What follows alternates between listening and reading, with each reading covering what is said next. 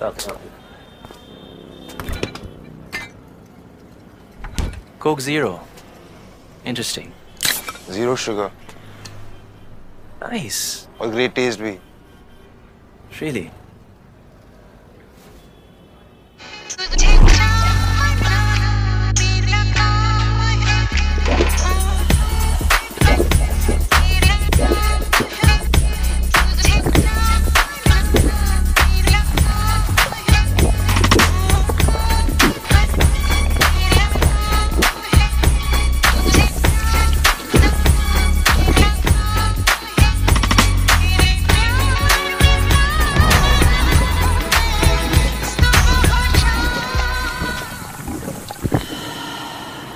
So?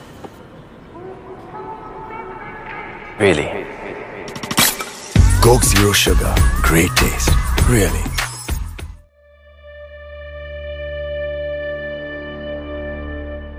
Coca-Cola. Ya, siapa yang tidak tahu dengan minuman ini? Semua orang pasti tahu apa itu Coca-Cola. Coca-Cola, minuman manis berkarbonasi ini telah menjadi favorit banyak orang. Bahkan, hampir seluruh restoran cepat saji menyediakan minuman ini sebagai sajian mereka. Tetapi, banyak orang yang tidak tahu bahwa ternyata tujuan pembuatan Coca-Cola ini dulunya adalah sebagai ramuan atau obat-obatan dalam berbentuk minuman. Nah, bagaimana ceritanya? Tonton sampai habis video ini.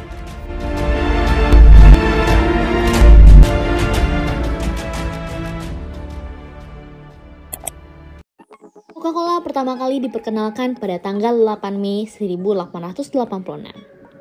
Coca-Cola dikenalkan oleh seorang apoteker dari Atlanta, Georgia, Amerika Serikat yang bernama John State Pemberton. Dia adalah orang yang pertama kali mencampur sirup karamel yang kemudian dikenal sebagai Coca-Cola. Saat itu, ia meracik minuman sirup segar untuk mengobati berbagai macam penyakit. Pada awal dijual ke pasar, minuman ini langsung laku keras. Rasanya yang menyegarkan membuat minuman ini disukai, terutama saat cuaca panas. Minuman ini pun menjadi tren hingga masuk ke surat kabar The Atlanta Journal.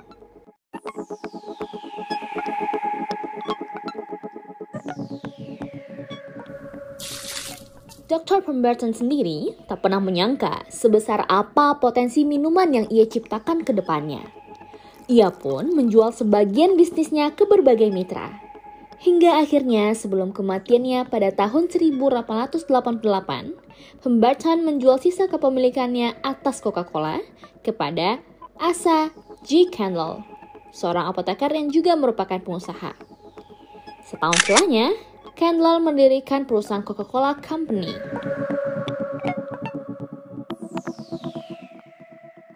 Kabarnya, ekstrak daun coca kemudian dihilangkan dari formula pada tahun 1930.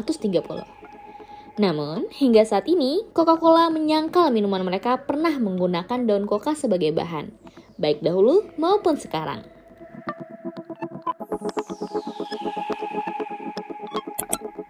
Berada di tangan Kendall, Coca-Cola semakin melejit.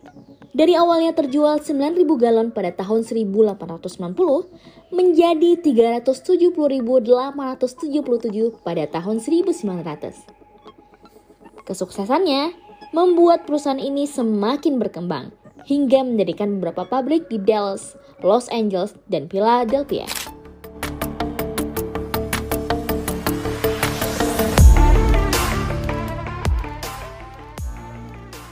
Selain di Amerika Serikat, minuman ini laris manis di Kanada. Kemudian, untuk mendistribusikan produknya, pada tahun 1899, Coca-Cola mendandatangani kerjasama dengan perusahaan produsen dan distribusi botol.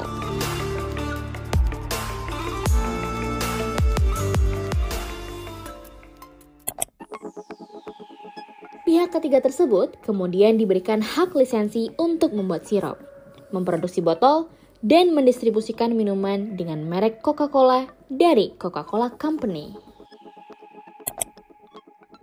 Nilai perusahaan Coca-Cola Company pun mengalami peningkatan pesat dalam 2 dekade setelah berdiri. Seiring berjalannya waktu, pada tahun 1892, atau saat awal berdiri, perusahaan ini punya nilai sebesar 100.000 US dollar. Angka tersebut melonjak menjadi 25 juta US dollar pada tahun 1919. Hal ini melonjak saat dijual ke kelompok investor yang dipimpin oleh pengusaha asal Atlanta, Ernest Woodruff. Coca-Cola Company kemudian dipimpin oleh putra Ernest Woodruff yang bernama Robert Winship Woodruff selama lebih dari 3 dekade, dari tahun 1923 hingga 1955. Pasca Perang Dunia yang Kedua, Coca-Cola mencapai puncak kejayaannya. Produk ini semakin mendunia dan mulai dijual ke banyak negara. Minuman ringan yang ditawarkan pun kian beragam dan diterima baik oleh publik.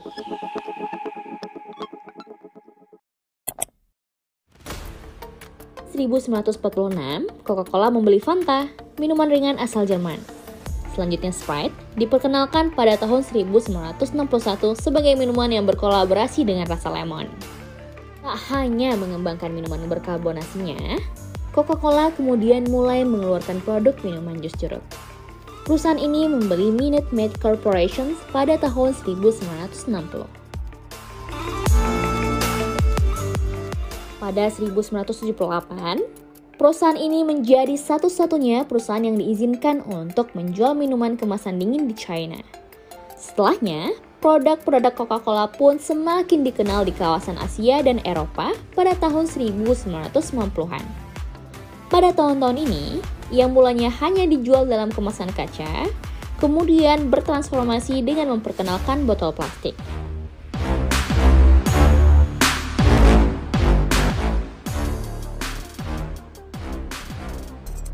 Di samping itu, untuk menjaga penjualan, perusahaan menciptakan merek baru seperti Powerade, Co, Mezza, Inca Kola, dan Thumbs Up.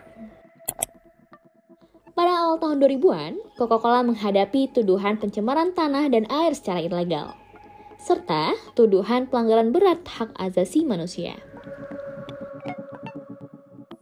Seiring berjalannya waktu, pada tahun 2005, perusahaan memperkenalkan Coca-Cola Zero, minuman ringan 0 kalori dengan rasa Coca-Cola biasa.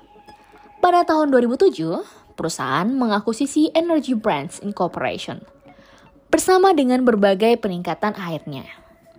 Pada tahun yang sama, Coca-Cola mengumumkan akan bergabung dengan Business Leaders Initiative on Human Rights, sekelompok perusahaan yang bekerja sama untuk mengembangkan dan menerapkan tanggapan perusahaan terhadap isu-isu hak asasi manusia yang mempengaruhi dunia bisnis. Seiring berjalannya waktu, pada tahun 2021, perusahaan Coca-Cola mencatatkan pendapatan mereka mencapai 9,46 miliar US dollar atau setara dengan 135,6 triliun pada kuartal keempat 2021.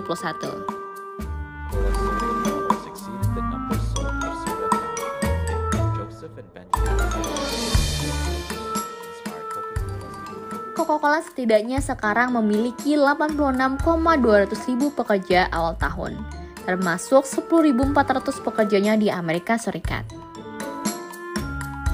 Kunci sukses Coca-Cola sampai saat ini adalah Coca-Cola mempunyai sebuah brand yang kuat, mengandung promise and value.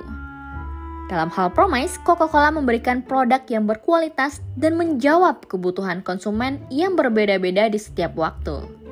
Maka tak heran jika beberapa varian Coca-Cola cocok untuk dikonsumsi di waktu tertentu.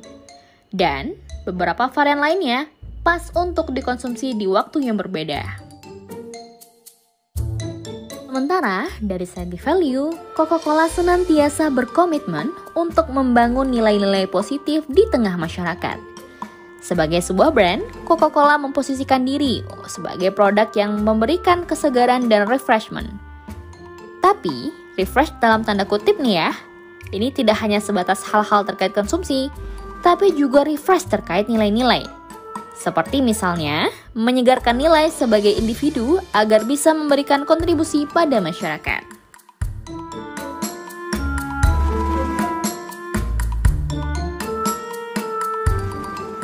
Nah, itulah sejarah perusahaan Coca-Cola yang ternyata tujuan pertama kali diciptakannya untuk obat-obatan. Dan sekarang malah menjadi minuman santai di berbagai kalangan. Cukup menarik bukan? Yuk, ikutin terus perkembangan channel kami dalam membahas sejarah perusahaan-perusahaan besar lainnya. Terima kasih.